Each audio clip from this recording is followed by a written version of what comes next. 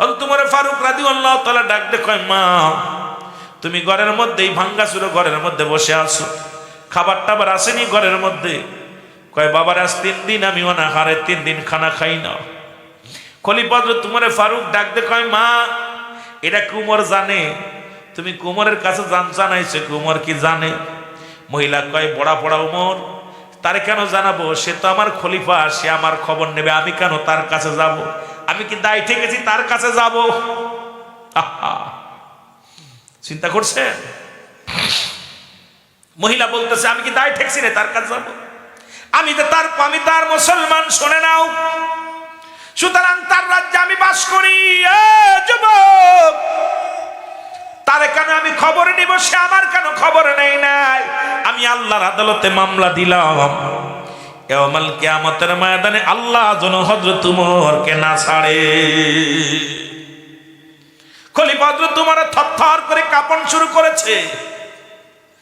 কয়, বুড়ি মা, তুমি উমরের বিরুদ্ধে এত বড় অভিযোগ দিতেছো গো মা? উমরের কাছে তো যেতে পারতে, খবর দিতে পারতে। কেন খবর দিব? সে তো খলিফা, আমি তার রাজ্যে বাস করি, আমি তার প্রজা, সে আমার রাজা, কেন তার খবর নিব? সে আমার কেন খবর নেই নাই? আমার খবর না নেওয়ার কারণে আমি তার বিরুদ্ধে অভিযোগ করবো, আল্লাহর কাছে মামলা দিলাম।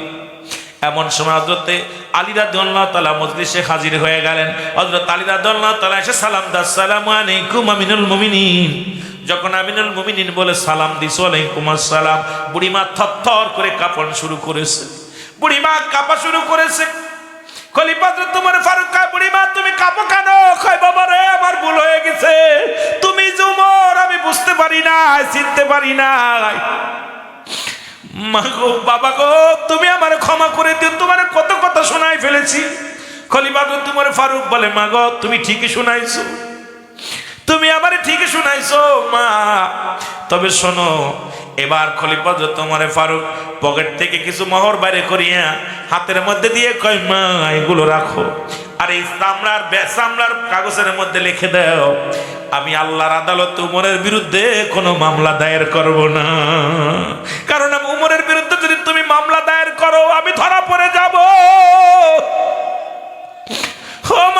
আমার দেশের এমপি মন্ত্রীরা যেভাবে আত্মসাৎ করে গরিবের হক, যেভাবে আত্মসাৎ করে, এই কথাগুলো বলতে গেলে এমপি মন্ত্রী তো আছে, চেয়ারম্যান মেম্বার আছে, যেভাবে আত্মসাৎ করে সম্পদ, গরিবের হক গুলো আত্মসাৎ করে, আবার যদিও কিছু দেয়, দেওয়ার আগে এই মানুষগুলোর সঙ্গে এত রাব ব্যবহার করে, এত খারাপ ব্যবহার করে, এই মানুষগুলো চোখের পানি পড়ে, জোরে জোরে চিল্লায় বলেন ঠিক কিনা?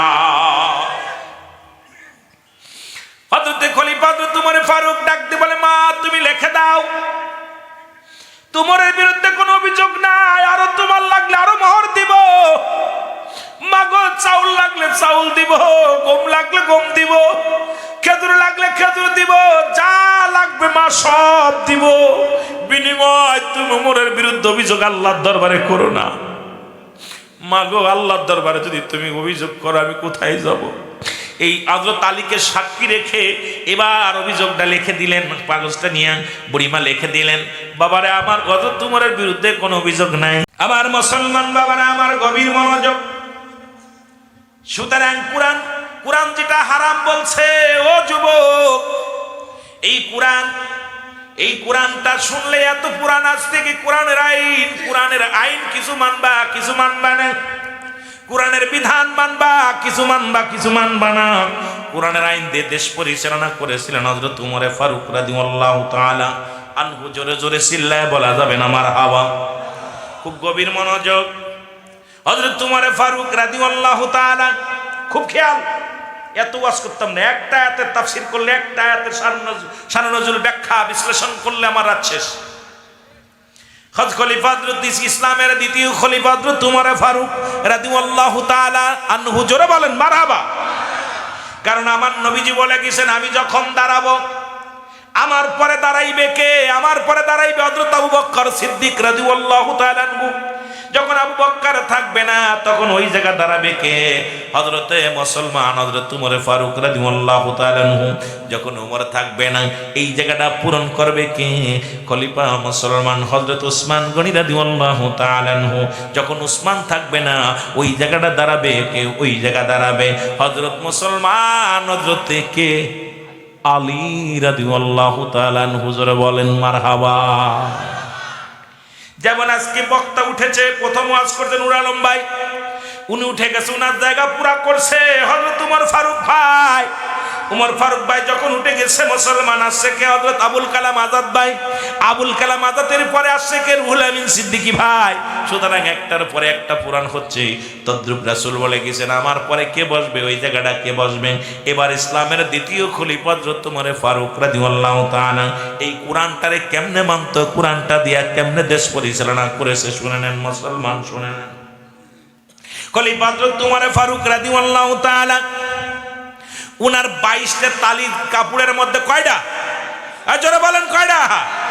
22টা তালি কাপড়ের মধ্যে, একটা দুইটা তালি নয়, 22টা তালি লাগাইছে কাপড়ের মধ্যে।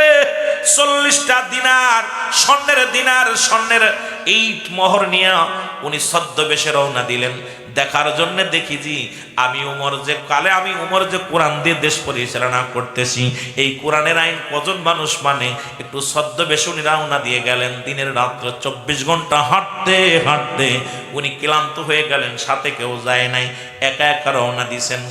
কোনো সিকিউরিটি নাই, কোনো পুলিশ নাই, কোনো প্রশাসন নাই, আর্মি নাই, র্যাব নাই, কোনো বন্দুকধারী লোক নাই। যিনি অদ্য পৃথিবীর শাসক মুসলমান শোনো, যিনি ইসলামের শাসক, এত বড় একজন জবরদস্ত, যিনি এমন একজন নেতা, তার কোনো সিকিউরিটি লাগে না, তার কোনো মুসলমান প্রশাসন লাগে না। আর আমার দেশের খুদে মস্তানদের, মুসলমান দুর্নীতিবাজদের ডজন ডজন ডজন ডজন লাগে মুসলমান সিকিউরিটি। কারণ যখনই দেখবেন ওই লোকটার পিছে বেশি সিকিউরিটি, চিন্তা করুন এটা বেশি বড় দুর্নীতিবাজ। জোরে বলেন ঠিক কি না? দুর্নীতিবাজদের বেশি সিকিউরিটি লাগে, ঠিক কি না? যুবকেরা জোরে বলো ঠিক কি না? তোমাদের ওয়াজ করবো, কারণ যুবক বয়স হবে জান্নাতি মেলা ওয়াজ আছে। রাসূলের অসংখ্য সাহাবী, যুবক সাহাবী, একদম ধীরে ধীরে যাবো। তোমরা এরকম ভালোবাসা দিবে। একটু আলোচনা কষ্ট হচ্ছে, বেশি সময় আলোচনা করবো? হ্যাঁ, জোর আছে আপনাদের জনগণের, জোর আছে, ইমানি বল আছে। আমার ভাইরা, আমার বন্ধুরা, আমার খলিফা হযরত উমর ফারুক রাদিয়াল্লাহু তাআলা যাইতে যাইতে দেখে যে একজন বকরি লালন পালন করতেছে। উনি সালাম দিলেন, আসসালামু আলাইকুম। হে ভাই, ও ভাই, আমি খুব ক্লান্ত, আমি খুব ক্ষুধার্ত অবস্থায় আছি, তোমার কাছে অনুরোধ করি বকরিগুলো কে দেখাশোনা করে? কয় আমি তোমার কাছে অনুরোধ করি, আমাকে কি এক পেলা দুধ দেওয়া যাবে? হযরত উমর ফারুকের মতো নেতা, উনি হাত পেতে খায়, সে খায়। আর আমাদের নেতাদের সামনে টেবিলে খাবার দেখলে মাথা ঘুরিয়ে যায়। আজকে দেশের অবস্থা ভালো না, কথা বলতে গেলে কষ্ট হয়। আজকে জাতিরে বুঝাইবো কেমনে? এই জাতি যখনই আসে নেতা হয় তখনই তার পেটটা মোটা হয়। জোরে বলেন ঠিক কিনা? কারে দিয়া বুথ খাদাইবেন? প্রত্যেকের বুথি ধরছে, ঠিক না? আমার ভাইরা, আমার বন্ধুরা, আমার খলিফা হযরত উমর ফারুক রাদিয়াল্লাহু তাআলা আনহু উনি সালাম বিনিময় করে বলে, আমাকে এক পেলা দুধ দাও, আমার ক্ষুধা লাগছে। এত বড় একজন নেতা, ক্ষুধা লাগছে, আমার ক্ষুধা লাগছে, একটু পিপাসা লাগছে, আমাকে একটু দুধ দাও। তখন রাখাল ডাক দে কয়, ও পথিক, তুমি আমার কাছে দুধ চাইলে এটা দেওয়া সম্ভব না, কারণ এটা দেওয়া সম্ভব নয়। তুমি শুনে রাখো, এইটার মালিক আমি না। সুতরাং এই পশুগুলা আমি বিচরণ করি, দেখাশোনা করি, বিনিময়ে হাদিয়া পায়, এইটার রাখাল আমি। সুতরাং এই বকরির মালিক এখান থেকে 30 মাইল দূরে তার বাড়ি। জোরে জোরে চিল্লায়া বলা যাবে না মারহাবা। চিন্তা করছেন? আর যে দেশের রাখ মুসলমান, আমার দেশে পিয়নের হয় 5 তলা বাড়ি। কয়তলা? মিথ্যা কথা। পিয়নের কয়তলা? পিয়নের 5 তলা বাড়ি। আল্লাহ আমাকে ইন্ডিয়া নিয়েছে, বড় বড় অফিসার গুলো সাইকেল চালায় চালায় তারা অফিস করে। আমার দেশে পিয়ন এর মুসলমান তাদের প্রাইভেট ছাড়া চলতে পারে না। আমার দেশে একজন মুসলমান, ও মুসলমান শুনে নাও, শুনে নাও, আজকে একজন স্টাফ, থার্ড ক্লাসের একজন স্টাফ যদি হয়, তার বাড়ি গাড়ির মালিক হয়ে গেছে, আসে কই থেকে বুঝি আসে না, জোরে বলেন ঠিক কিনা? কত বড় দুর্নীতিবাজ, ঠিক কিনা? কত বড় দুর্নীতিবাজ। আমার বাবারা, আমার বসুন বস কবির মনোযোগ। খলিফা হযরত উমর ফারুক ডাক দেখো, রাখাল তুমি আমার একটা উপকার করো, আমি পিপাসায় বড় কাতর হয়ে গেছি, আমাকে এক পেলা দুধ দাও। তোমার মালিক তো দেখছে না, দহন করে দাও। কয় তুমি একটা চোর। বন্দি নেতারে বলতেছে, এত বড় যিনি খলিফা, মুসলিম মিল্লাতের খলিফা, ইসলামের দ্বিতীয় খলিফা, তিনি ক্ষমতাধারী মানুষ, তারে বলতেছে তুমি একটা চোর, তুমি আমারে চুরি করা শিখাও। আমার মালিকের হুকুম ছাড়া এক পেয়ালা তো দূরের কথা, 100 টাকা দুধু আমি তোমার দিতে পারবো না। ওমরে ফারুক ডাক দেখো, রাখাল আমি খুব ক্ষুধার্ত অবস্থা আছি, আমি চলতে পারি না, হাঁটতে পারি না, আর চলার মতো পরিবেশ নাই, তুমি একটু দুধ দিয়ে আমারে ঠান্ডা করো, কলিজাটা বাঁচাও, আমি বড় কষ্টের মধ্যে আছি। কয় রাখাল ডাক দেখো, পতি তুমি কার রাজ্যে বসে আমার 2 নাম্বারই শিখাও, তুমি কি জানো কার রাজ্য? এবার বলে কার রাজ্যে তুমি বাস করো, তুমি জানো না? হযরত উমর ফারুক কয় কার রাজ্য? কয় জানো না, এটা উমরের রাজ্য। সুতরাং খলিফা হযরত উমর ফারুক কোরআনের আইন চালু করেছে, কোরআনের আইন, কোরআনের বিধান মানে, সুতরাং কোরআন দিয়ে দেশ পরিচালনা করে। যদি হযরত উমর ফারুকের গুপ্তচর জানতে পারে আমি তোমার এক পেলা দুধ দিছি, আমার গর্দান যাবে, আমার গর্দান চলে যাবে। আমার মা চাকরি বড় জিনিস না, আমার গর্দান কেটে ফেলবে। কারণ খলিফা উমরের মতো শাসক ইতিপূর্বে আমরা আর দেখি নাই, জোরে বলেন মারহাবা। রাখাল বলতেছে তুমি আমার বাড়ির মালিকের বাড়ি 30 মাইল দূরে যে চাই নিয়ে আসো। এখন উমরে ফারুক বলতে, বাজান এত দূর তো যাও সম্ভব না, পানি খাইতে যাইতে যাই অনুমতি আনতে আনতে শেষ হয়ে যাবো, একটু দাও। তাকে তুমি কি জানো কার রাজ্যে দাঁড়ায় তুমি ঘুষ ছাড়তেছো আমারে? এই রাজ্য পরিচালনা করে খলিফা হযরত উমর ফারুক। যদি জানতে পারে তার গুপ্তচরেরা আমার তো গর্দান নিয়ে নেবে, কারণ কোরআনের আইন, আমি আমার মালিকের সম্পদ মালিকের অজান্তে কাউকে দিয়া দিব, এইটা শুনতে পারলে 1 নম্বরে আমার গর্দান যাবে। আর আমার দেশের বাইতুল মালের মাল আজকে এমপি মন্ত্রী মিনিস্টার যা আছে ভাগযোগ করে খায়, জোরে বলেন ঠিক কিনা? এই চোরে গেলে কেমনে বুঝাইবো? এই চোরেরা দেখলাম এই বছর আপনার এই রমজান মাসে রোজার ভিতরে ইফতার কি জানো, এই ঈদের ভিতরে ঈদের 10 কেজি করে চাউল দিছে, গরিব মানুষের চাউল। এই চোরেরা সেখানতে 3 কেজি চুরি করছে। আরে চোর মাথায় টুপি আছে, মাথায় টুপি, দাড়িও আছে, লম্বা লম্বা দাড়ি, পাঞ্জাবি গায়ে, চোরে দিতেছে দেখলাম 7 কেজি কইরা, 6-8 কেজি কইরা। আমি আশ্চর্য হয়ে গেলাম, কত বড় চোর! গরিবের 10 কেজি চাউলের লোভ যারা সামলাতে পারে না, এই চোরেদের কাছে সম্পদ থাকলে এরা কি আমার আপনার দিব? এই যারা বলেন দিব? এরা আমানতের খেয়ানত করতেছে। এরপরে ধরছে, সাংবাদিকরা বলছে যে মাইপা দেখ 8 কেজি, 7.5 কেজি, 6 কেজি খামসারছে।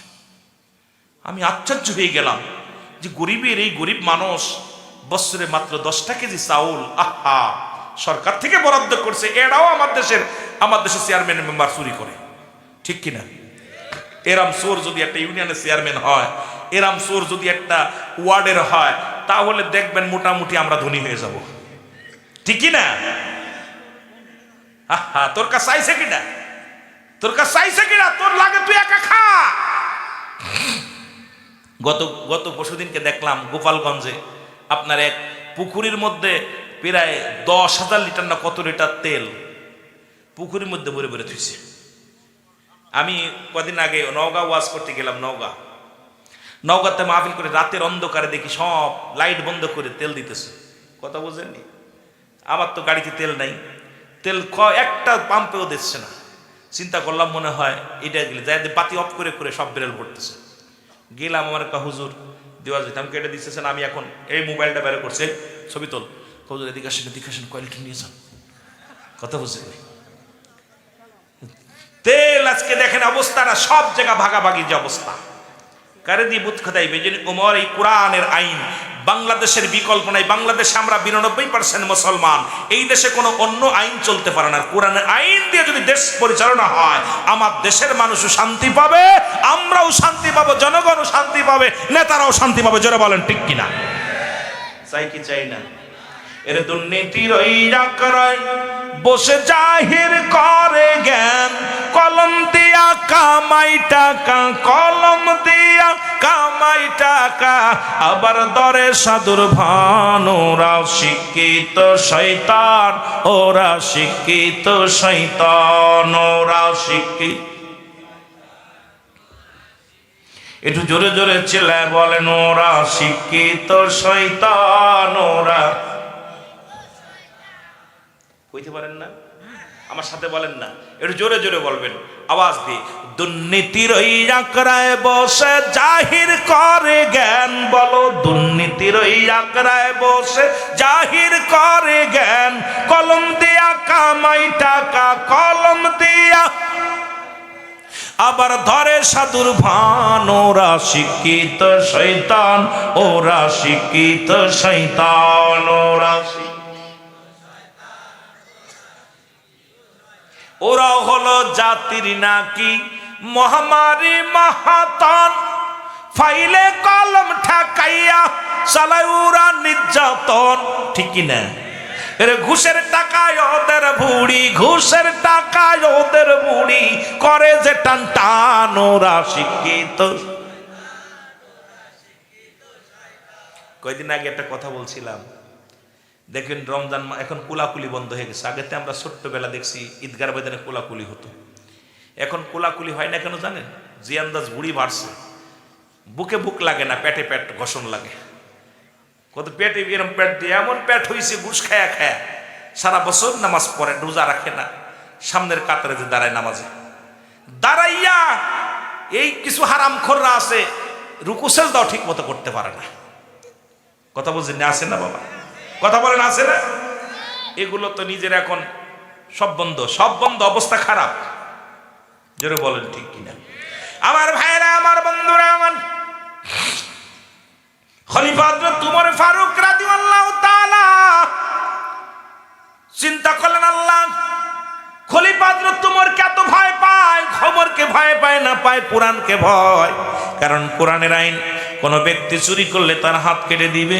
যদি কোনো ব্যক্তি জিনা করে, জিনার শাস্তির বিধান হলো, যদি কোনো বিবাহিত নারী, বিবাহিত পুরুষ জিনা করে, তার শাস্তির বিধান কোরআন কি বলে? মুসলমান অবিবাহিত নারী, অবিবাহিত পুরুষ যদি জিনা করলে তার শাস্তির বিধান কি কোরআন বলে? কোরআন বলে পৃথিবীর মধ্যে যদি কোনো অবিবাহিত নারী, অবিবাহিত পুরুষ যদি জিনা করে, তাকে ইসলামের বিধান হলো তাকে কি করো? 100 ডোডা মারো গায়ের মধ্যে। কয়েকটা মারা পর জন্য সে মারা যায়, মারা যাওয়ার পর অবিবাহিত থাকার কারণে সে কি পাবে? গোসল পাবে, জানাজা পাবে, দাফন পাবে। বাকি বেতের আঘাতগুলো কই কোথায় মারতে হবে? তার মুসলমান শুনে নাও, তার কবরের উপরে মারতে হবে। ইসলামের বিধান হলো চুরি করছে হাত কেটে দাও, সঙ্গে সঙ্গে মুসলমান শুনে নাও। এবার বিবাহিত নারী, বিবাহিত পুরুষ যদি জিনা করে, শাস্তির বিধান হলো তাকে বুক পর্যন্ত মাটির নিচে পুঁতে ফেলো। ইসলামের বিধান শুনে নাও। এইবার তাকে কঙ্কার মারো, পাথর মারো, যতক্ষণ পর্যন্ত মৃত্যুবরণ না করে ততক্ষণ পর্যন্ত তাকে মারো। যখন মারতে চিন্তা একবার মারা গেছেন, নিশ্চিত হয়ে যাবা তিনি মারা গেছেন, মারা যাওয়ার পর তাকে তুলে উঠাইবেন, উঠায় তাকে কি করবেন? এবার তাকে মুসলমান বিবাহিত নারী কি পাবে না? জানাজা পাবে না। বিবাহিত নারী পুরুষ তারা কাফন পাবে না, দাফন পাবে না। বিবাহিত নারী পুরুষ কোনো জানাজা পাবে না। তাদের দিবালয়ে মানুষের সামনে কুকুর শিয়ালদের লাশটা খাওয়া দিতে হবে। একটা লাশ যদি, একটা বিচার যদি এই মুসলমান সিরাজগঞ্জের জমিনে হতো, এই তারাশের জমিনে হতো, খোদার কসম, খোদার কসম করে বলি, একটা বাড়িও জিনা ব্যভিচার চিরতরে সব বাড়িগুলো বন্ধ হয়ে যেত। জোরে জোরে চিল্লায় বলেন ঠিক কিনা? কোন বিবাহিত নারী, বিবাহিত পুরুষ জানাজা পাবে না। আমরা ইমামরা একটু করা হই, আমরা আলেমরা করা হই। একটা দেখেছিলাম আপনাদের এই বগুড়ায়, আপনার ওই কি যেন চার মাথার ওখানে একটা মাহফিল, ইমাম সাহেব খুব কঠিন, মারা গেছে, উনি জানাজা, উনি জানাজাই পড়লো, উনি বলে আমার চাকরি যাই যাক, আমি জিনাখোরের জানাজা পড়তাম না। আমার কাছে আইসে হুজুর ফতুয়া নিতে, হুজুর ওয়াজ তো এই অবস্থা। আমি ভাই এটা আপনারা মিলাই নেন, কা হুজুর আগে ফতুয়া দেন, তুমি ফতুয়া দিছি। ইমাম সাহেব কা হুজুর প্রয়োজন হলে আপনি পড়ান, আমি পড়তাম না, কারণ আমি চাকরি চলে যাই যাক, চাকরি ভয় করি না। প্রয়োজন আল্লাহ আমাকে চোখ দিছে, ভ্যান চালায় খাবো, রিক্সা চালায় খাবো, আল্লাহ মাঠে কাজ করে খাবো, তবু জিনাখোর, চগলখোর, সুদখোর, ঘুষখোর। এরপরে আমি দেখলাম ওনার ইমানটা মজবুত আছে, ইমানটা। এরকম আমরা প্রতিটি ইমাম যদি, মসজিদ ইমাম সাহেব যদি একটু কঠিন হয়, একটু করা হয়, আমার মন বলে দেশ থেকে জিনা, ব্যভিচার, সুদ, ঘুষ এমনি পালাবে। জোরে বলেন ঠিক কিনা? এর পালাবে না। এখন সুদখোর যদি হয় মসজিদের সভাপতি, তাহলে তো একেবারেই নাই আমাদের কোনো গতি। জোরে কোন ঠিক কিনা? সুদখোর, ঘুষখোর এরা হচ্ছে মসজিদের সভাপতি। আমার ভাইয়েরা, আমার বন্ধুরা, আমার হযরত ওমর ফারুক রাদিয়াল্লাহু তাআলা গোপনে ডাক দিয়ে বলে, রাখাল এদিকে আসো, এই নাও 40 বিনিময়ে আমাকে এক গ্লাস দুধ দাও, আমি খাইয়ে বাঁচি। হযরত ওমর ফারুক দেখছে না, হযরত ওমর ফারুকের গুপ্তচর দেখছে না, তোমার মালিকও দেখছে না, তুমি ধনী হয়ে যাবা, তোমার বিনিময় 40টা দিনার, 40টা মোহর তোমাকে দিলাম, এটা নাও। সঙ্গে সঙ্গে ডাকতে বলে, আমি আগে মনে করেছিলাম তুমি চোর, এখন দেখি তুমি একটা ধোঁকাবাজ, মুনাফিক। তুমি কি জানো না? আরে হযরত ওমর না দেখলো, আমার মালিক না দেখলো, এই উমরের মালিক, আমার মালিকের মালিক, আমার মালিক, আমার আল্লাহ কি দেখছে না? চিন্তা করছেন? একজন রাখালের ইমান, একজন সাধারণ রাখাল, সে তোমার ফারুককে বলতেছে, হে পথিক, তুমি আমার গোপনে ঘুষ দিতেছো, তুমি তো মুনাফিক, তুমি মুনাফিক, তুমি আমাকে গোপনে গোপনে দাও। এটা আমার আল্লাহ দেখছে তো, আল্লাহর কাছে যেতে হবে না। উমর ফারুক রাদিয়াল্লাহু তাআলা বলে, ভাই মনে কিছু করো না, তুমি যে আমারে চোর বললে মেনে নিলাম, কিন্তু আমারে মুনাফিক বললা, কারণটা কি? কারণটা কি? বলছে, তোমার এই জন্যই মুনাফিক বললাম, তুমি আমার গোপনে ঘুষ দিতেছো, সুতরাং তুমি মুনাফিকই করতেছো, এটা আমার আল্লাহকে ভয় করো। এ পথিক, তোমাকে দেখে তো মনে হচ্ছে তুমি মুসলমান, কিন্তু তুমি গোপনে আমারে ঘুষ দাও, আর এখন গোপন না ওপেনে ঘুষ নিচ্ছে। জোরে বলেন ঠিক কিনা? গোপনে না ওপেনে নিচ্ছে। আমার ভাইরা, আমার বন্ধুরা, আমার খলিফা হযরত ওমর ফারুক ডাকতে বলে, ভাই ঠিক আছে, আমার ভুল হয়েছে, তোমার কাছে ক্ষমা চাই। হযরত ওমর ফারুককে, এত বড় একজন নেতা, তাকে মুনাফিক বলে গালি দেয়, তাকে চোর বলে গালি দেয়। হযরত ওমর ফারুকের রাগ নাই। আর আমার দেশে নেতারা যদি একটু বলা যায়, দেখা যায় পরের দিন মামলা হয়ে গ্রেফতার হয়ে যায়। জোরে বলেন ঠিক কিনা? এত বড় খলিফা, তিনি তখন প্রতিনিধিত্ব করতেছেন, তারপরও তাকে মুনাফিক, চোর, বাটপার যা বলছে, মুখে আসছে তা বলতেছে, কিন্তু ওমর রাগে নাই, চুপ করে বসে আছে। যার হযরত ওমর ফারুক যে রাস্তা দিয়ে যায়, সেই রাস্তায় 40টা দিন পর্যন্ত শয়তান ভয়তে ঢোকে না। সেই ওমরের মতো মানুষ খালি কোরআন মানার কারণে, কোরআন বুঝার কারণে ধৈর্য ধরে পড়ে আছে। এবারে ডাকতে বলে, ও রাখাল, তোমার কি জীবনে কোনো চা পা নাই? বলে, শুনে নাও পথিক, আমার দুইটা জিনিস আমি চাই, যদি আমার আল্লাহ পুরা করেন। একটা হলো নাম্বার ওয়ান হলো আল্লাহ যেন আমার ইমানের সঙ্গে মৃত্যু দেয়, যেন আমার মরণ যন্ত্রণা আমার রব্বি কারীম আমারে কমায় দেয়। পৃথিবীর মধ্যে 3টা বিপদ,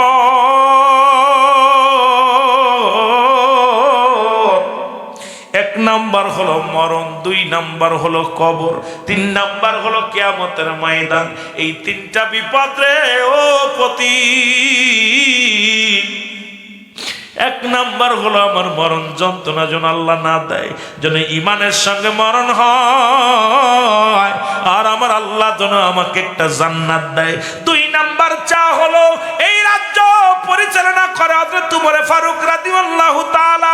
আমার জীবনের শখ, যার ভয়ে ঘুষ চলে না, যার ভয়ে সুদ চলে না, যার ভয়ে জিনা ব্যভিচার হয় না, সেই ওমর ফারুককে যদি আমি জীবনে এই 2 নয়ন ভরে দেখতে পারতাম, তাহলে তাহলে আমার জীবনে আর কোনো চা ছিল না। এই দুইটা জিনিস চাই। হযরত উমর ফারুক হাত উঠায় বলে, আল্লাহ, ও আমার আল্লাহ, এই রাখালকে তুমি মানের সঙ্গে মৃত্যু দিয়ে দিও, আর আল্লাহ তুমি একটা জান্নাত দিয়ে দিও। রাখাল ক্ষিপ্ত হয়ে বলে, চোর, তুমি আমার জন্য দোয়া করো, তোমার দোয়া কবুল হইব? তুমি তো মুনাফিক মুসলমান, তোমার দোয়া কি কবুল হইব? তুমি আমার জন্য দোয়া করো। উমর ফারুক এবার বলে, ও ভাই, তুমি আমার যাই বলো রাগ করো, তোমার জন্য দোয়া করে গেলাম। 2 নাম্বার, তুমি উমরকে দেখতে চাও? বলে, জি, আমার জীবনে উমরকে দেখার জন্য আমি একাধিকবার গিয়েছি মসজিদ নববীর মধ্যে, কিন্তু একবারও যাইতে পারি নাই। দামি মানুষ, কোটি টাকার মালিক যারা, ওই ময়দান তারা ধরে রাখে, যার কারণে আমার উমরের সঙ্গে দেখা করার সুযোগ হয় নাই, কথাও বলতে পারি নাই। বড় দুঃখ মনের ভিতরে, জীবনে একবার হলেও হযরত উমরকে আমি সরাসরি দেখতে চাই। ডাকতে বলেন খলিফা হযরত উমরে ফারুক, ছদ্মবেশী উমরে ফারুক ডাকতে বলে, ও রাখাল, তুমি আজকে ফজরের নামাজটা ওই মসজিদে নববীর মধ্যে যা পড়বা, কারণ আজকে ফজরের নামাজের ইমামতি হযরত উমর ফারুক রাদিয়াল্লাহু তাআলা করবে। জোরে জোরে চিল্লায় বলা যাবে না মারহাবা। কেমন নেতা দেখছেন, ইমামতিও করে। আর আমাদের দেশের নেতাদের যদি কই, ভাই জানাজার নামাজ পড়েন দি, 6 সেজ বা কয়টা আপনার 6 তাকবীর 25 তাকবীর দিয়া দিব, 3 তাকবীর দিয়া দিব। অসংখ্য মুসলমান এমন নেতা যিনি ফজরের নামাজের ইমামতি করেন, জুম্মার নামাজের ইমামতি করেন, জোহরের নামাজের ইমামতি করেন, ফজরের নামাজের ইমামতি করেন। মারহাবা বলেন না? বলিয়া চলে গেলেন মুসলমান। এবার বাড়ি আসলেন, রাখাল বাড়ি আসলেন। বাড়ি আসিয়া কি করলেন? মাগরিবের নামাজ, ঈশার নামাজ আদায় করে চিন্তা করে, হারে এই লোকটাকে এত গালি দিলাম, একবার উত্তেজিত হলো না। এই লোকটাকে এত বকা দিলাম, মন খারাপ করলো না। এই লোকটা যে এত ভালো মানুষ, এই লোকটার মতো ভালো মানুষ আর জগতে পাওয়া যায় না মনে হয়। লোকটা আর জানতেন, যা বলেছে মিথ্যা বলে নাই। আমি আজকে ফজরের নামাজ মসজিদ নববীর মধ্যে যেয়ে পড়ব, আর হযরত উমরকে দেখবো। যেহেতু লোকটা বলেছে, যদি দেখা হয় তাহলে আমার জীবনটা বড় ধন্য হয়ে যাবে। উনি কি করলেন? ঈশান নামাজটা আদায় করে রওনা দিলেন, গুটি গুটি পায়ে রওনা দিয়ে চলে গেলেন মসজিদ নববীর মধ্যে। এবার উনি গেলেন যখন রাত গভীর, দেখেন এমন সময় মুসলমান তাহাজ্জুদের নামাজ ওই মসজিদের ভিতরে দেখে দাঁড়ায় দাঁড়ায় হযরত উসমান গনি রাদিয়াল্লাহু তাআলা তাহাজ্জুদের নামাজ আদায় করতেছেন। ও মুসলমান, নামাজে পড়তেছেন, আযান তখন হয় নাই, উনি নামাজ পড়ে বসে আছেন। এমন সময় আযান দিল, মুয়াজ্জিন আযান দিল। আযান দিলে হযরত উসমান গনি রাদিয়াল্লাহু তাআলার কাছে যাইয়া ওই মুসলমান কি বলছেন, এবার উনি রাখাল যে বসলেন।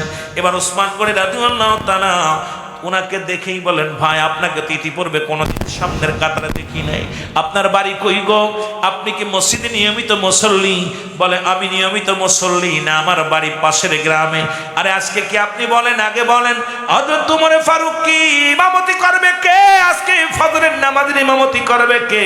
উসমান গনি রাদিয়াল্লাহু তাআলা ডাকতে বলে, ভাই বসেন, আযান তো কেবলমাত্র হলো, আজকে ফজরের নামাজের ইমামতি করবে হযরত উমর ফারুক রাদিয়াল্লাহু তাআলা। হুজুর জোরে বলেন মারহাবা। উমরে ফারুক ওনাকে বলছে, ভাই উমরে ফারুক নামাজ পড়তা কি খবর? আমার জীবনের শখ, ওনাকে একটু দেখবো। তা কইছে, ভাই তুমি আইবা আজকে কেন? কয় হুজুর আজকে বসবো সামনে, আর আগামীকাল থেকে আমি আর সামনে বসবো না। আজকে দেখা হয়ে গেলে আর আমি সামনে বসবো না। গায়ের মধ্যে কাপড়ের মধ্যে ময়লা, গরিব রাখালের কাপড়ের মধ্যে ময়লা, কাপড় সিরা ছুটো কাপড়, সামনের কাতারে যে বসছে। তুমি বলতেছে আমি এই কাপড় নিয়ে। উসমান গনি রাদিয়াল্লাহু তাআলা, ভাই আপনি প্রতিদিন আসবেন, প্রতিদিন সামনের কাতারে দাঁড়াবেন, কারণ একমাত্র ইমাম ব্যতীত মসজিদের মধ্যে কারোর জায়গা নির্ধারিত নয়। আজকে আমাদের দেশে অসংখ্য মসজিদের মধ্যে যায় দেখবেন ইমামের জায়গাও ব্যতীত, ইমামের জায়গা থাক আর না থাক, সভাপতির জায়গা, সেক্রেটারির জায়গা, হাজী সাহেবের জায়গা নির্দিষ্ট আছে, যায় নামাজ পড়া আছে। মুসল্লিরা দাঁড়ায় গেছে মসজিদের মধ্যে নামাজে, কিন্তু যায় নামাজ খালি রয়েছে। ইমাম জিগায়, ইমামরে জিগায়, ইমাম সাহেবের কেউ দাঁড়াবি নেই। কয় এখানে দাঁড়াইবে মেম্বার সাহেব, চেয়ারম্যান সাহেব। এখানে দাঁড়াইবে কোন সাহেব? কয় এখানে দাঁড়াইবে মুসলমান এমপি সাহেব। এখানে দাঁড়াইব কি? মুসলমান ফাঁকা আছে। কয় এখানে দাঁড়াইব মসজিদের সভাপতি।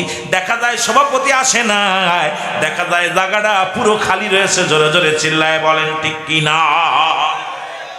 অসংখ্য মসজিদে যাই নামাজ পেরে রাখছে, যেন বাপদাদার সম্পদ আল্লাহর ঘর ভাগ করে নিছে। ওই জায়গার কেউ দাঁড়াবে না, ওখানে হাজী সাহেব দাঁড়াবে। আর হাজী সাহেব দাঁড়াইতে না, এই ইমাম সাহেব নামাজ যাই নামাজে কে দাঁড়াইছে? ইমাম এখন নতুন মানুষ, কয় হুজুর হাজী সাহেব আপনি তো আসেন নাই, দাঁড়িয়ে গেছে পারে, আমি পরে আসি, তাই বললাম আমরা যাই নামাজ কেউ দাঁড়াবে? যে মসজিদে ইমাম ব্যতীত অন্য মানুষ অগ্রাধিকার খাটাতে চায়, ওই মসজিদে নামাজ হবে না, কারণ মালিকানা খাটাইতে চায়। একমাত্র ইমাম ব্যতীত সব চায় নামাজ উঠিয়ে দাও। গরিব ধনী যে আসবে সবার জন্য, যে আগে আসবে সে আগে বসবে। যেটা বলেন ঠিক কিনা? যদি আপনাকে কেউ হাত ধরে সামনে দেয় আলহামদুলিল্লাহ, যদি কেউ দেয়, আপনি গার পথ দিয়ে যেভাবে যাচ্ছেন, সামনের কাতারে যাচ্ছেন, আর যেভাবে মানুষকে ডেম্মাইতেছেন, যেভাবে মানুষকে মসজিদের ধনী গরিব সব, বাংলাদেশ অধিকাংশ মসজিদে ধনী গরিব যাচাই বাছাই করা শুরু করছে। যদি কেউ মহব্বত করে ডাক দেয় সেটা ভিন্ন ব্যাপার, সম্মান করে ডাক দেয় সেটা ভিন্ন ব্যাপার। কিন্তু আমি অসংখ্য মসজিদে দেখেছি ইমাম সাহেবের পাশে যায় নামাজ খালি, কয়েকটা পাশে পাতা আছে, আবার মসজিদের মধ্যে চেয়ার পেতে থুইছে, চেয়ারের পিজার পেতে থুইছে, চেয়ার আর কেউ বসবে না, ওই লোক আসবে, ওই সেই পঙ্গুবিটা কন্দি, ও এখন সামনে থুয়ে দিয়েছ নিয়ে, ওই যে মাজায় বেতালা পড়বো, এই জন্য চেয়ারটা খালি আছে, চেয়ার অনেক ফাঁকাই রয়েছে, উনি আসে নাই, চেয়ার খালি। কি অবস্থা? এটা কি ইসলামের বিধান? কষ্ট হচ্ছে আপনাদের? আমার ভাইরা, আমার বন্ধুরা, আমার আযান শেষ হওয়ার পর হযরতে উসমান গনি রাদিয়াল্লাহু তাআলা বললেন, আপনারা যে যেখানে আছেন সবাই সুন্নাত নামাজ আদায় করেন। সুন্নাত নামাজ সব আদায় করে বসলেন। ফরজ নামাজের সময় হয়ে গেল। হযরতে খলিফা হযরত ওমর ফারুক রাদিয়াল্লাহু তাআলা উনি মসজিদের মধ্যে প্রবেশ করলেন। লোকজন উঠে দাঁড়াইলেন নামাজের জন্য। আর ওনাকে দেখেই এবার রাখাল বারে বারে বলে আল্লাহু আকবার, আল্লাহু আকবার, আল্লাহু আকবার। লোকজন বলে কি হলো, তুমি আল্লাহু আকবার দাও, কারণ কি? এখনো তো নামাজ ইমাম সাহেব শুরু করে নাই। ইমাম সাহেব নামাজে দাঁড়ায় যদি সূরা কিরাত ভুল করে, তাহলে তুমি তাকবীর দিবা, কিন্তু তুমি আগেই তাকবীর দাও। কারণটা কি? কারণ সব মানুষ তো উনার দিকে তেড়ে গেলেন, তুমি এই পাগল দাঁড়াইছে সামনে এসে, নামাজ তো নষ্ট করলো। সব লোকজন যখন উনার দিকে তেড়ে গেলেন, হযরতে খলিফা হযরত ওমর ফারুক বুঝতে পেরেছে সেই পাগলটা আসছে। ডাকতে বলে, ভাই আপনারা শান্ত হন, নামাজ শেষ করে আমি ফয়সালা দিব, তার আগে না, কারণ নামাজটা আগে সুন্দরভাবে সময় হয়ে গেছে, আদায় করে নেন। জোরে জোরে চিল্লায় বলা যাবে না মারহাবা, ওক্তি হয়ে গেছে, এখন আদায় করে নেন, তারপরে সমাধান দিব। কিন্তু রাখালের তো মনে মনে এই চোর বেটা, সেই গুন্ডা বেটা নামাজ পড়াইছে, ঘটনাটা কি? এবার যখন মুসলমান ডাকতে বলেন, ভাই সবাই নামাজ শেষ হয়ে গেল, হযরত ওসমান গনি রাদিয়াল্লাহু তাআলা ডাকতে বলে, ভাই আপনাকে ভালোবেসে কাছে বসতে দিলাম, আপনি এরকম তাকবীর দিলেন, আল্লাহু আকবার ধ্বনি দিলেন, কারণটা কি? বলে শোনেন কেন দিছি। গতকালকে এই লোকটার সঙ্গে আমার দেখা হয়েছিল, ওনার গায়ের মধ্যে কাপড়ের মধ্যে 22টা তালি ছিল, আর এই লোকটাই আমারে বলছিল দুধ দিতে বলেছিল, আমি দুধ দিই নাই। এরপরে আমার ঘুষ দিয়েছিল 40টা মোহর দিয়েছিল, এই মোহর আমি নিই নাই, কারণ উনি আমার একটা চোর, উনি একটা মুনাফিক মানুষ, উনি কেমনে ইমামতি করে আমার বুঝে আসে না। আমার হযরত ওমর ফারুককে আসবে না, উনাকে দেখার জন্য আমি আসছি, উনাকে তো দেখার জন্য আসি নাই, আমি আসছি খলিফা হযরত ওমর ফারুককে দেখার জন্য। উসমান গনি রাদিয়াল্লাহু তাআলা ডাক, দেখো ভাই, তুমি যাকে চোর বলছো, তুমি যাকে মুনাফিক বলছো, উনি আর কেউ নয়, উনি হলেন আমাদের খলিফা, ইসলামের দ্বিতীয় খলিফা হযরত ওমর ফারুক রাদিয়াল্লাহু তাআলা। জোরে জোরে চিল্লায়া বলা যাবে না মারহাবা। কয় কি কন? হ, যেটা সত্য সেটা বলতেছে। পরে উমরে ফারুক ডাকতে বলেন, ভাই গতকালকে এই হয়েছিল, এই হয়েছিল, এই শোনেন। তখন সঙ্গে সঙ্গে লোকটা বেহুশ হয়ে পড়ে গেলেন। আহারে, যার কথা শুনলে মানুষ থরথর করে কাঁপে, তাকে আমি গালি দিয়েছি, তাকে মন্দ বলেছি, একবারও আমার দিকে চোখ পাকাই নাই, একবারও আমার ধমক দেয় নাই, রাগ করেন নাই। আরে এমন খলিফা, আমি তাকে কি না জানতে কত কথা শোনায় ফেলেছি। সঙ্গে সঙ্গে হযরত উমর ফারুক বুকের সঙ্গে জড়িয়ে ধরলেন, ধরে বলে, রাখাল রে, আজকে তুমি আমারে আজকে চোখ খুলে দিছো, আমার আর বুঝতে বাকি নাই। কারণ এই দুনিয়ার মধ্যে কোরআন দ্বারা মানে জীবনেও ঘুষ খাইতে পারে না, দুর্নীতি করে না, এটা আমি প্রমাণ করেছি। আর ছদ্মবেশে যখন মহল্লার মধ্যে গিয়েছি, আমি নিজ চোখে দেখেছি একজন রাখাল হইয়া এই দুনিয়ার মধ্যে অর্থের লোভ করে নাই, গরিব মানুষের সম্পদের লোভ করে নাই। তার ইমানি জজবা, তার ইমানটা দেখে আমি খলিফা হযরত উমর ফারুক বড় আশ্চর্য হয়ে গেছি। আমি আল্লাহর কাছে দোয়া করি, আল্লাহ আপ তোমাকে যেন একটা জান্নাত দান করে। আর তোমাকে দেখা, তোমাকে আমিও দেখেছি, তুমিও দেখেছো, আর এখন তুমি আমাকে প্রাণ ভরে দেখে নাও। জোরে বলেন মারহাবা। চিন্তা করছেন যে লোকটা এইভাবে ছদ্মবেশে, শুধু তাই নয় মুসলমান, শুনে নাও, খলিফা হযরত উমর ফারুক একদিন রাতের অন্ধকারে ছদ্মবেশে উনি রওনা দিলেন।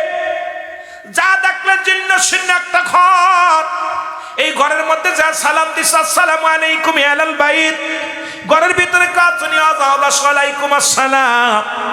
কয় ঘরের ভিতর থেকে এক মহিলা বাইরে আসলো, একটা মেয়ে ছেলে বাইরে আসলো, কাবু মহিলা, ঘরের ভিতরে বাচ্চারা কান্দে, অনাহারে আছে। হযরত উমর ফারুক রাদিয়াল্লাহু তাআলা ডাক দে, কয় মা, তুমি ঘরের মধ্যে, এই ভাঙ্গাচুরো ঘরের মধ্যে বসে আছো, খাবার টাবার আসেনি ঘরের মধ্যে?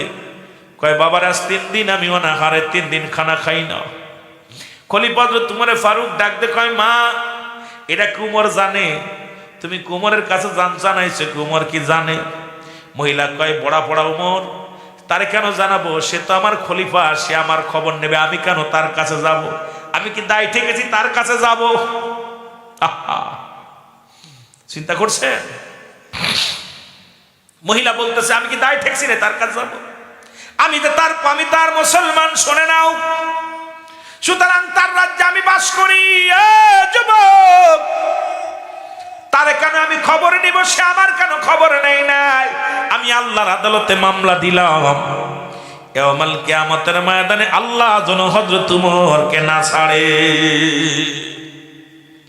খলিফা হযরত উমর থরথর করে কাঁপন শুরু করেছে। কয়, বুড়ি মা, তুমি উমরের বিরুদ্ধে এত বড় অভিযোগ দিতেছো গো মা? উমরের কাছে তো যেতে পারতে, খবর দিতে পারতে। কেন খবর দিব? সে তো খলিফা, আমি তার রাজ্যে বাস করি, আমি তার প্রজা, সে আমার রাজা, কেন তার খবর নিব? সে আমার কেন খবর নেই নাই? আমার খবর না নেওয়ার কারণে আমি তার বিরুদ্ধে অভিযোগ করবো, আল্লাহর কাছে মামলা দিলাম। এমন সময় হযরতে আলী রাদিয়াল্লাহু তাআলা মজলিসে হাজির হয়ে গেলেন। হযরত আলী রাদিয়াল্লাহু তাআলা এসে সালাম দাও, আসসালামু আলাইকুম আমিনুল মুমিনিন। যখন আমিনুল মুমিনিন বলে সালাম দিছো, ওয়ালাইকুম আসসালাম, বুড়িমা থরথর করে কাঁপন শুরু করেছে, বুড়িমা কাঁপা শুরু করেছে। খলিফা হযরত উমর ফারুক কয়, বুড়িমা তুমি কাঁপো কেন? কয়, বাবা রে, আমার ভুল হয়ে গেছে, তুমি যে উমর আমি বুঝতে পারি না, চিনতে পারি না। মা গো, বাবা গো, তুমি আমারে ক্ষমা করে দিও, তোমার কত কথা শোনাই ফেলেছি। খলিফা হযরত উমর ফারুক বলে, মা গো, তুমি ঠিকই শোনাইছো, তুমি আমারে ঠিকই শোনাইছো মা। তবে শোনো, এবার খলিফা হযরত উমর ফারুক পকেট থেকে কিছু মোহর বাইরে করিয়া হাতের মধ্যে দিয়ে কয়, মা এগুলো রাখো, আর এই চামড়ার কাগজের মধ্যে লিখে দাও, আমি আল্লাহর আদালতে উমরের বিরুদ্ধে কোনো মামলা দায়ের করব না। কারণ উমরের বিরুদ্ধে যদি তুমি মামলা দায়ের করো, আমি ধরা পড়ে যাব।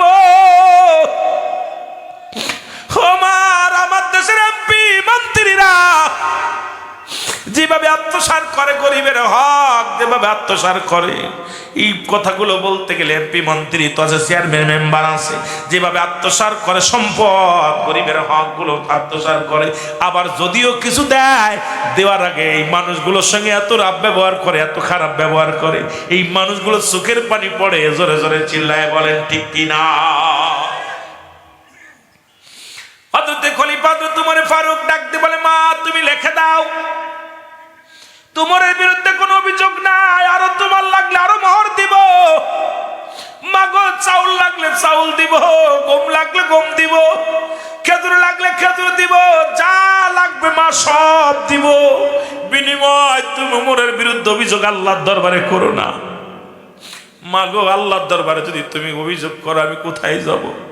এই হযরত আলীকে সাক্ষী রেখে এবার অভিযোগটা লিখে দিলেন, কাগজটা নিয়ে বুড়িমা লিখে দিলেন, বাবারে আমার হযরত উমরের বিরুদ্ধে কোনো অভিযোগ নাই। কাগজটা হযরত আলীর হাতে দিলেন আর বলেন, আলী রে, ও ভাই আলী রেখে দাও, এই কাগজটা আমি যেদিন ইন্তেকাল করব আমার ওই কবরের ভিতরে আমার সঙ্গে সংসতি করে দিও, কারণ যদি একটা মানুষ যদি আমার বিরুদ্ধে অভিযোগ করে আল্লাহর আদালতে আমি কি জবাব দিব? আল্লাহর আদালতে আমি জবাব দিতে পারবো না। এই জন্য মুসলমান, কোরআনের আইন যদি চালু হয়ে যায়, কোরআন যদি কোনো মানুষ মানে, এই মানুষগুলো শান্তির দিকে চলে যাবে। এই জন্য বললাম, কোরআনের আইন যদি মানে আমার আল্লাহ বলে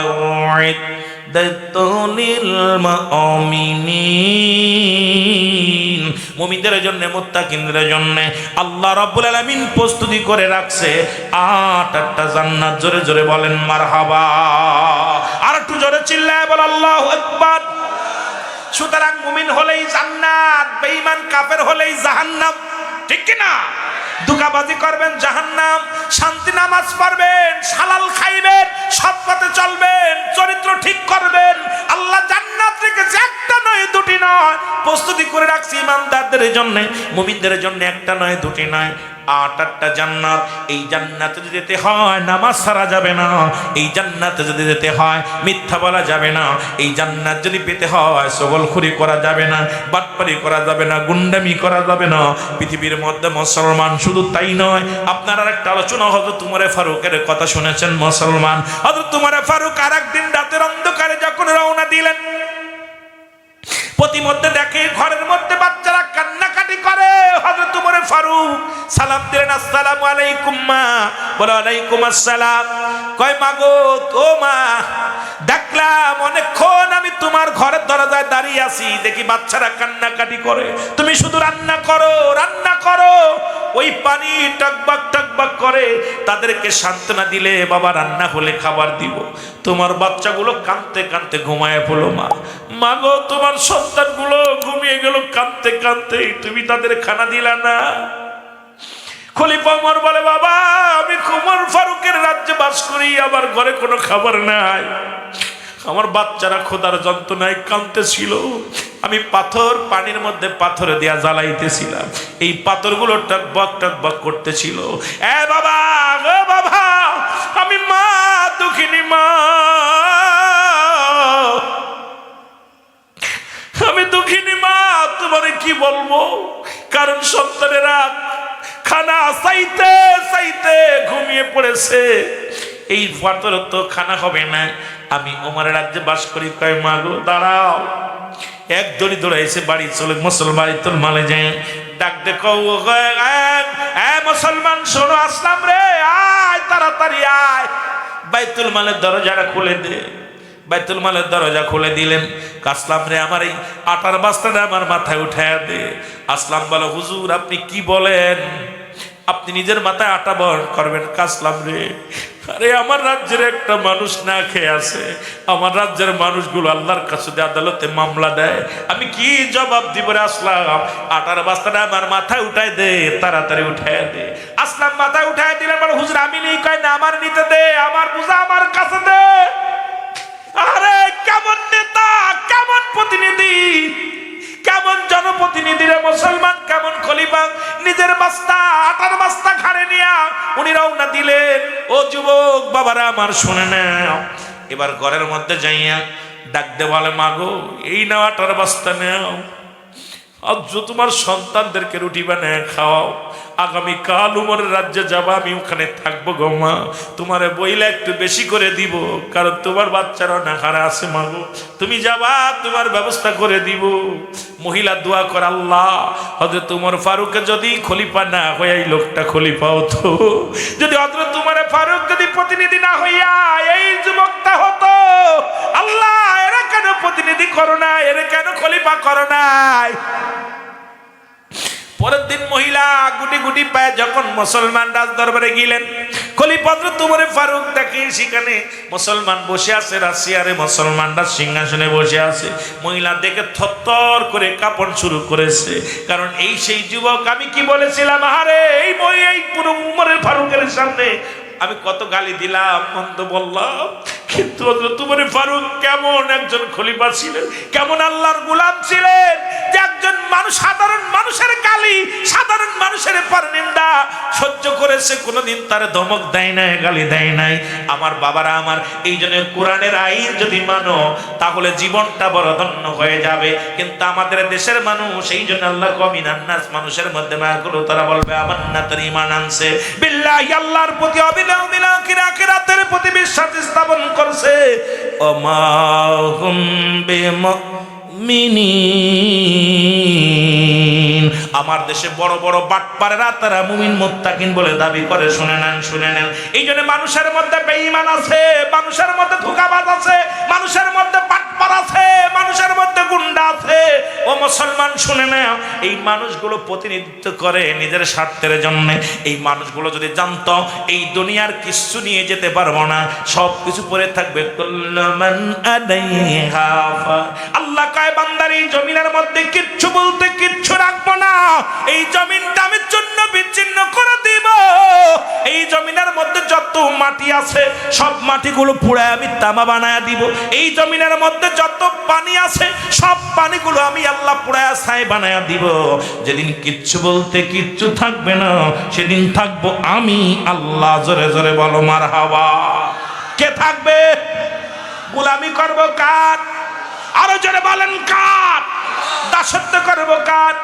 আইন মানব কার? বিধান মানব কার? আরো জোরে বলেন কার? সেই আল্লাহর আইন যদি থাকে দুনিয়ার মধ্যে, এই দুনিয়ার মধ্যে শান্তি, পরপারও শান্তি। কোরআন মানলেই শান্তি আর শান্তি, কারণ কোরআন কিছু মানবেন কিছু মানবেন না, আইন কিছু মানবেন কিছু মানবেন না। এখন আপনার যদি ভালো না লাগে, কোরআন যদি ভালো না লাগে, হাদিস যদি ভালো না লাগে, ইসলাম ধর্ম যদি ভালো না লাগে, চলে যান অন্য ধর্মে। কে আপনাকে থাকতে বলেছে? কারণ আপনার মতো হাজার মানুষ যদি নাফরমানি করেন, আল্লাহর কিচ্ছু যায় আসে না। তামাম পৃথিবীর মানুষ যদি সালাত আদায় না করে, আমার আল্লাহর কিছু যায় আসে না। তামাম পৃথিবীর মানুষ যদি আল্লাহরে না ডাকেন, আল্লাহর কোনো লস হবে না। জোরে বলেন ঠিক।